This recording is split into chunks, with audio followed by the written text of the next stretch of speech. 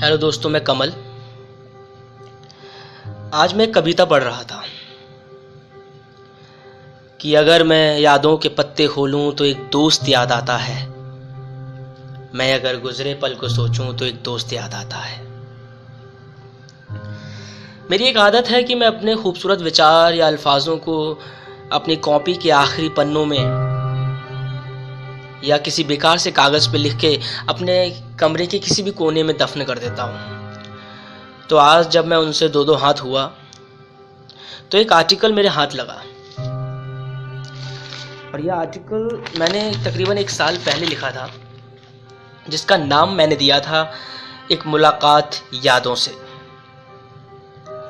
मेरी दिली ख्वाहिश थी कि ये आर्टिकल जिस न्यूज़पेपर में मैं काम करता हूँ उसमें छपे, यानी मेरे इन हाउस न्यूज़पेपर पहल में।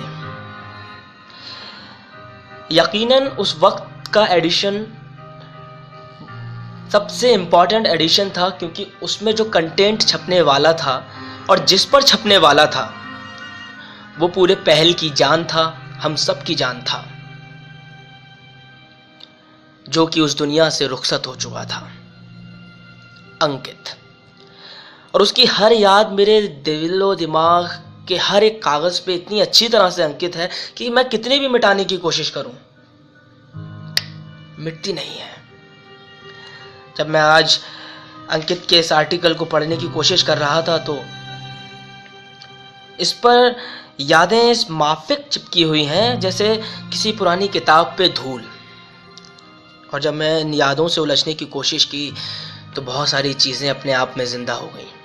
इस आर्टिकल में मैंने लिखा कि कहते हैं संसार एक रंगमंच है और हम सब इसकी कठपुतलियां,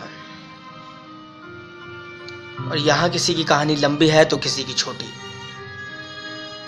जिसकी कहानी लंबी है उसके पास कई मौके हैं अपनी कहानी को और अपने पात्र को संवारने के लिए, लेकिन जिनकी कहानी छोटी उन्हें केवल एक मौका मिला है लोगों की उम्मीदों, अरमानों और आकांक्षाओं पर खरा उतरने के लिए।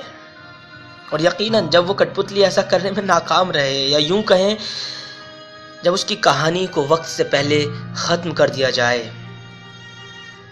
तो वह कठपुतली अपने पात्र को लोगों के जहन में उतारने के लिए अपनी अनमोल यादों का पिटारा छोड़ जाती है, और बदले में तालियों के बजाय लेती है कुछ आंसू जो बेमौसम कभी भी बरस जाते हैं।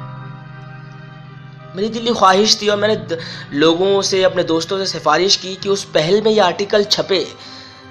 मेरा नाम हूं इसलिए नहीं, ताकि लोग जान पाएं कि अंकित कौन था या क्या था। आप में से भी कई लोग नहीं जानते होंगे अंकित को, या बहुत कम जानते होंगे।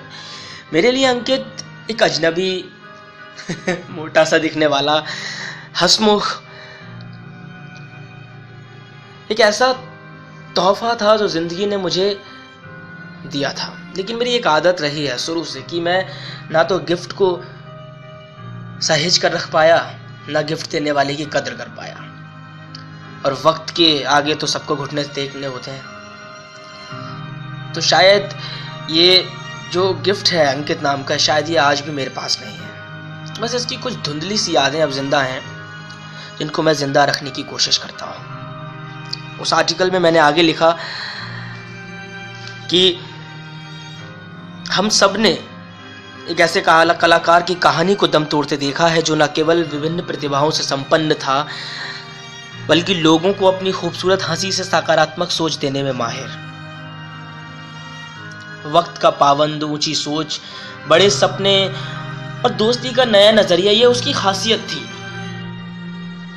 लेकिन इनकी तमाम खासियतों को हमने दम तोड़ते तो देखा ही है। अफसोस यह है कि एक डेंगू की वजह से हम सब ने नहीं, बल्कि पूरे भारत ने एक चमकते सितारे को खो दिया। अंकित ने कॉलेज के न्यूज़लेटर पहल में ही काम नहीं किया, बल्कि लहर थिएटर से जुड़कर हास्य कलाकार के तौर पे भी लोगों को अपनी प्रतिभा का सम्मान कराने पे मजबूर किया। अपनी ज़िंदगी के आखिरी दौर में, यकीनन जो हमें नहीं मालूम थे, उसमें उसने मेरे कहने पे एक कविता लिखी जिसका नाम उसने दिया था दर्द। मैं गंभीर था, सदमे में था कि एक हंसमुख स्वभाव का व्यक्ति आखिर अपनी हंसती हुई कलम से कैसे कड़वे शब्द लिख सकता है जिसको बोलने पर या जिनसे हम कतराते हैं, जिनसे बचते हैं।